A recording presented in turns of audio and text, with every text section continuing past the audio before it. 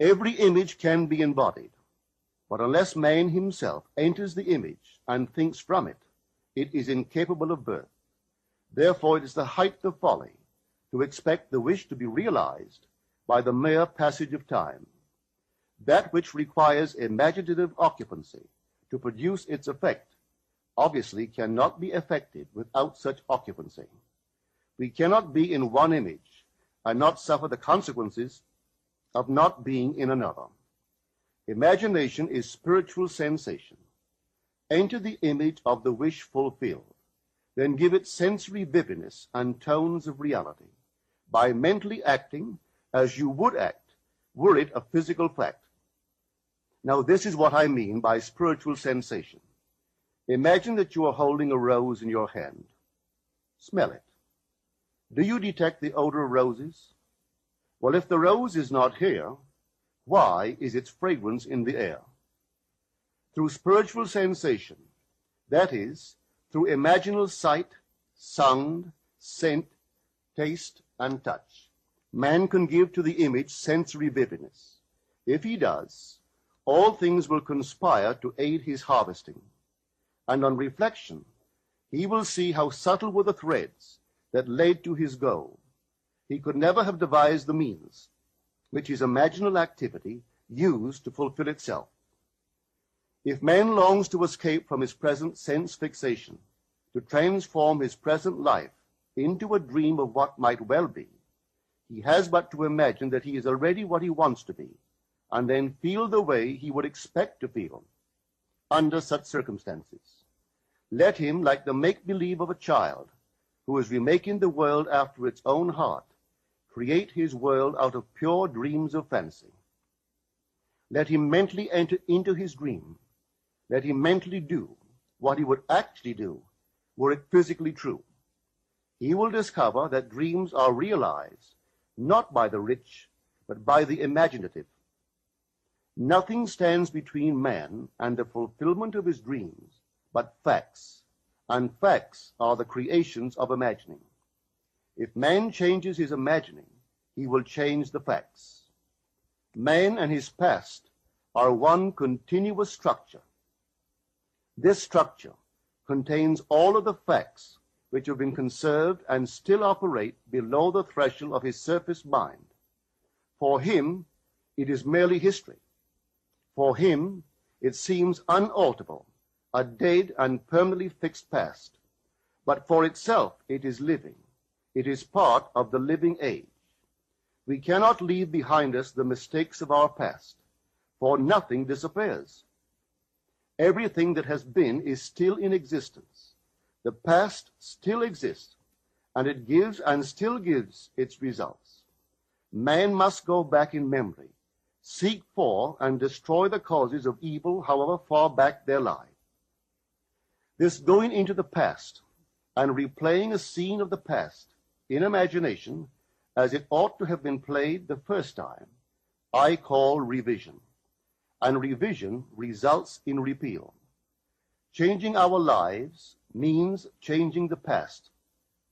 The causes of the present evil are the unrevised scenes of the past. The past and the present form the whole structure of man. It is carrying all of its contents with it. Any alteration of content will result in an alteration in the present and future. Live nobly, so that mind can store a past well worthy of recall. Should you fail to do so, remember, the first act of correction or cure is always revise. If the past is recreated into the present, so will the revised past be recreated into the present. Or else, the promise that though your sins are like scarlet, they shall be as white as snow, is a lie.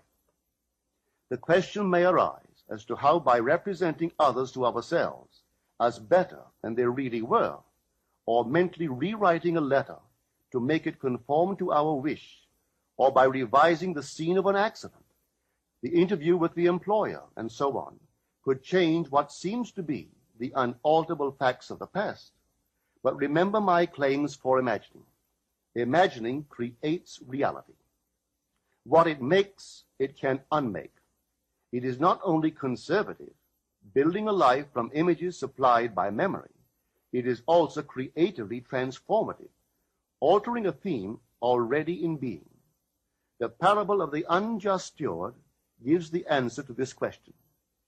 We can alter our world by means of a certain illegal practice, by means of a falsification of the facts, that is, by means of a certain intentional alteration of that which we have experienced, and all this is done in one's own imagination.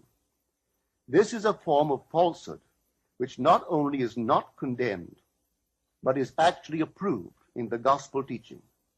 By means of such a falsehood, a man destroys the causes of evil and acquires friends, and on the strength of this revision proves, judging by the high praise the unjust steward received from his master, that he is deserving of confidence.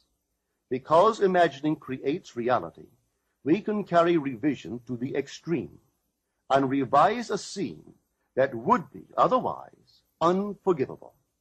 We learn to distinguish between man, who is all imagination, from those states into which he may enter. An unjust steward, looking at another's distress, will represent the other to himself as he ought to be seen.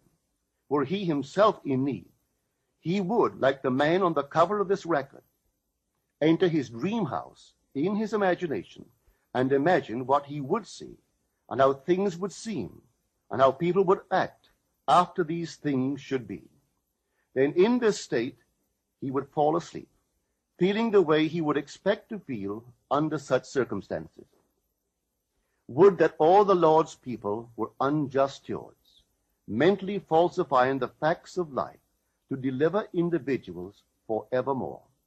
For the imaginal change goes forward until at length the altered pattern is realized on the heights of attainment. Our future is our imaginal activity in its creative march. Imagine better than the best you know.